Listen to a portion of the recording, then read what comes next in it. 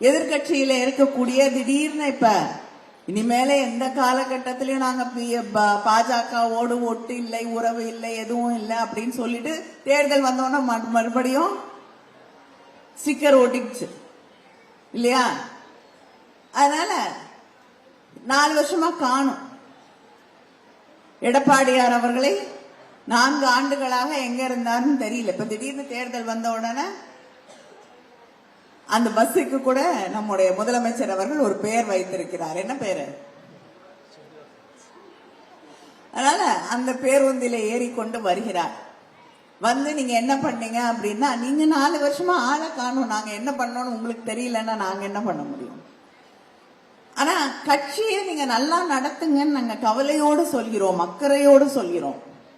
உங்க கட்சி அலுவலகத்தை டெல்லிக்கு மாத்திட்டீங்களே, கவலையோடு சொல்கிறோம். அதுக்கு அவர் இன்னைக்கு பதில் சொல்லியிருக்காரு. எனக்கு அங்கதான் இருக்கு, நீங்க வந்து பாருங்கன்னு. எனக்கு கட்டடம் அங்கதான் இருக்கு, தெளிவா தெரியும். கட்டடத்தையுமா டெல்லிக்கு எடுத்துட்டு போக முடியும்? முடிஞ்சா எடுத்துட்டு போயிருவீங்க பிரிச்சு. ஆனால் அலுவலகம் செயல்படுவது, கட்டளைகள் பிறப்பது டெல்லியில் இருந்து என்பதை நீங்களும் மறுக்க முடியாது, நம்மளும் பார்த்துட்டு தான் இருக்கோம். நீங்க என்னதான் கர்ச்சீஃப் வச்சு முகத்தை மறைச்சு தொடச்சிக்கிட்டு வெளியில வந்தாலும் நீங்கள் என்று தெளிவா தெரியுது, பட்டவர்த்தனமாக தெரிகிறது. உங்களுக்கே அவமானமா இருக்கு. அலுவலகம் உண்மையாகவே அதிகாரம், அலுவலகம் இருக்கு, கட்டடம் இருக்கு, ஆனால் அலுவலகத்தின் அதிகாரம் டெல்லியின் கையிலே கொடுக்கப்பட்டிருக்கிறது. அதுதான் உண்மை.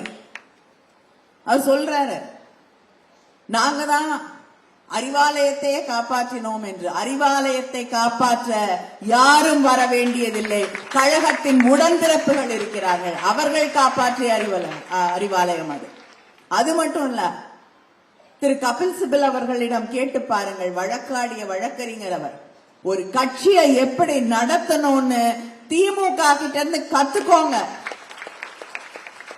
அவங்க வைத்திருக்கக்கூடிய டாட்டா, வைத்திருக்கக்கூடிய அத்தனை தரவுகளையும் வைத்துக் கொண்டுதான் இதில் வெற்றி பெற்றிருக்கிறோம் என்று பெருமையாக தலைவர் கலைஞர் அவர்களிடம் கட்சியை எப்படி நடத்த வேண்டும் என்று ஒவ்வொருவரும் கற்றுக்கொள்ள வேண்டும் என்று சொன்னவர் அவர்.